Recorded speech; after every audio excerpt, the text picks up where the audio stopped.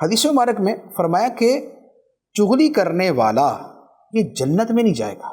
دوستیاں ختم ہو جاتی ہیں، رشتے ختم ہو جاتے ہیں، رشتہ داریاں ٹوٹ جاتی ہیں چغلیوں کی وجہ سے. اور بعض لوگ کیا ہوتے ہیں، میرا مشاہدہ ہے اور آپ میں سے بھی بہت سارے لوگوں کا مشاہدہ ہوگا کہ بعض اتنے ایکسپرٹ ہوتے ہیں چغلی کرنے کے اندر کہ وہ اگر سیدھی بات بھی کریں گے نا، وہ پتہ نہیں اس میں کہاں سے زہر کی پڑیا ڈال دیتے ہیں. اچھی خاصی بات کو بھی ایسے بولیں گے کہ ایک مرتبہ تو سامنے والے کا جو ہے نا کلیجے کو آگ لگ جائے کہ اس نے بولا کیا میرے بارے میں. پھر بھلے بعد میں سمجھ آیا کہ نہیں یار وہ ایسا نہیں کہہ رہا تھا. لیکن یہ جو چغل خور ہوتے ہیں، ان کی جو مہارت ہوتی ہے چغلی کی، وہ ایسی ہوتی ہے کہ وہ ایک جملے کے اندر کیا سے کیا کر دیتے. میں خود کئی ایسے جو ہے نا وہ لوگوں کو دیکھ چکا ہوں کہ آ کے یہ بھی بولیں گے نا کہ فلاں بندہ یہ کہہ رہا تھا کہ مفتی صاحب آئے تو میں نے ان کو پانی پلایا. وہ اس کو بھی ایسا بول دیں گے کہ بس ایسا ہی ہوگا کہ جیسے پتہ نہیں پانی پلانے کے اندر اس نے کوئی احسان کرنے کے انداز میں بات کی ہے کہ میں نے پانی پلایا تو یا پتہ نہیں کیا کر دیا.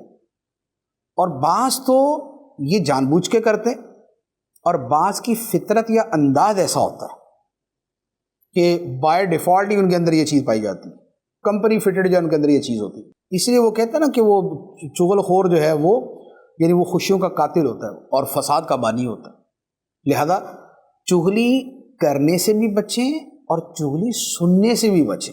اور اگر کوئی چغلی آ کے کرے تو اس کی بات کے اوپر اعتبار نہ کریں اور اپنے دل سے اس کو مسترد کر دیں. شیخ سعدی رحمۃ اللہ علیہ نے ایک واقعہ لکھا ہے کہ کسی بزرگ کے پاس آ کے کسی نے چغلی کی کہ جی فلاں شخص نے آپ کے بارے میں یہ جملہ کہا.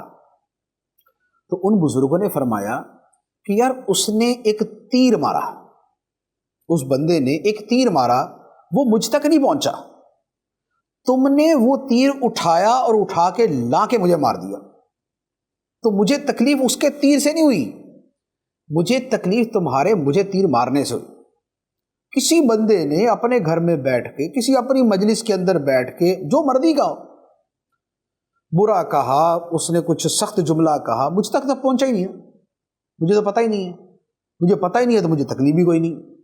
لیکن یہ جو درمیان کا راوی ہوتا ہے، یہ چغل خور ہوتا ہے، یہ کیا کرتا ہے، یہ اس بات کو اٹھا کے لا کے ہمارے ٹھک کر کے سینے میں مارتا ہے. ہمیں تکلیف اب ہوتی ہے تو گویا اس کے بولنے سے تو تکلیف نہ ہوئی، ہمیں تو تکلیف ہوئی اس بندے کی وجہ سے.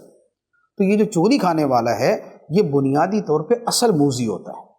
لہٰذا ان سے اپنے آپ کو اپنا ذہن بنا لے، ویسے ہی سوچ کے رکھیں کہ بھئی ہمارے اندر بہت ساری خامی ہیں، اگر کسی نے بیان کر دی ہیں تو اللہ تعالی ہماری اصلاح فرما. یوں چند ایک باتوں کے ذریعے ہم اپنے آپ کو تکلیف سے بچا سکتے ہیں، اور اس جو ماحول کے اندر ایک تلخی آتی ہے ہم اس سے اپنے آپ کو بچا سکتے ہیں.